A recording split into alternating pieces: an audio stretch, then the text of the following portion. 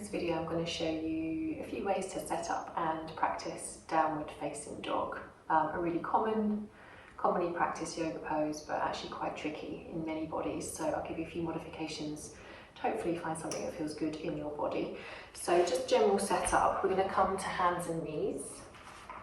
So we're going to position the knees underneath the hips, about hips distance apart, and then we're going to bring the wrists down slightly forward of the shoulder, but at about shoulder width apart. So I'm going to spread my fingers nice and wide and have a good strong connection down into the hands. So I'm going to push down through the knuckles into the pads of the fingers, and as I drive the floor away I'm getting a little spreading of the shoulder blades and a slight lift between the shoulder blades. So tucking the toes, I'm going to lift the knees, and then I'm going to push the hips up and back. So we're trying to create that nice line and length through the spine. So the hands are driving the floor away, the arms are nice and straight and strong, and then I'm broadening the shoulder blades across my upper back. And then creating length up through the back by slightly lifting my sit bones up towards the ceiling. So that's just giving me a little anterior pelvic tilt. Feet are nice and strong into the ground. And then from here, I'm just going to straighten my legs. So you can straighten your legs as much as you like. If you've got tight hamstrings, the knees might stay quite bent here. Pushing the heels in the direction of the floor, just as far as you comfortably can. So we're not focusing on straightening the legs, we're focusing on nice long straight spines. We're keeping that tailbone up as the legs straighten. So you're just going to let the head rest between the arms, and you can let the eyes just soften and rest in between the feet. And just take a few breaths here, keeping that strong connection down into hands, into feet. And then slowly rocking forward and bringing the knees down onto the ground. So if you have pretty tight hamstrings, it can feel quite tricky. So you can either keep the knees really bent, or you could try elevating the heels on yoga bricks or even against the edge of a wall. So I'm just going to pop my bricks at the back of the mat behind the feet and come into the same setup.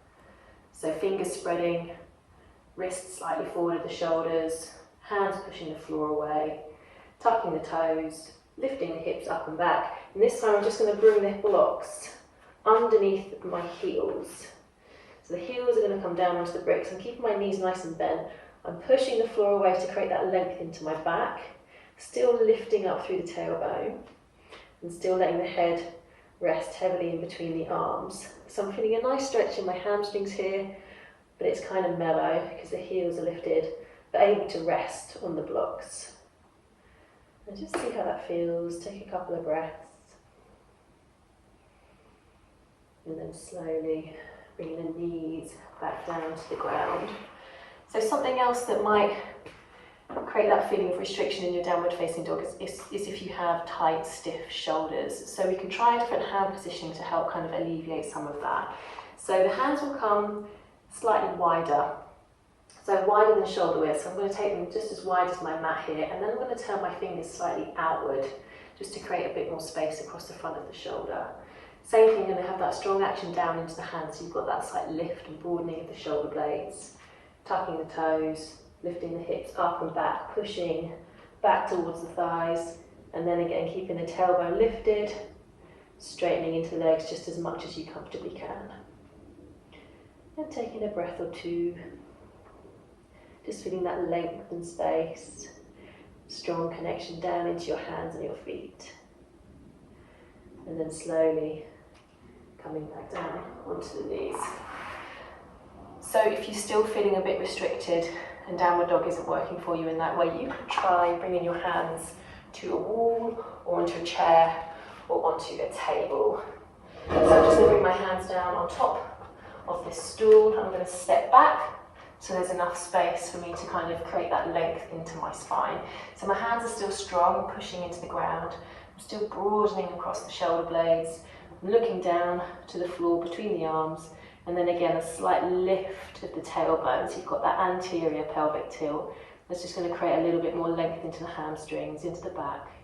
You can still keep the knees a bit soft here, and take a few deep breaths. It's a really good stretch into the shoulders, into the back, and into the back of the legs. And then lifting the head and slowly stepping the feet in. So that's just a few different ways you could try practicing your downward dog. Hopefully you found something here that felt good in your body. It's a really good pose to help you explore different feelings of grounding and stability, as well as finding that length and spaciousness in your body. So I hope you enjoyed this little video, and yeah, happy practicing.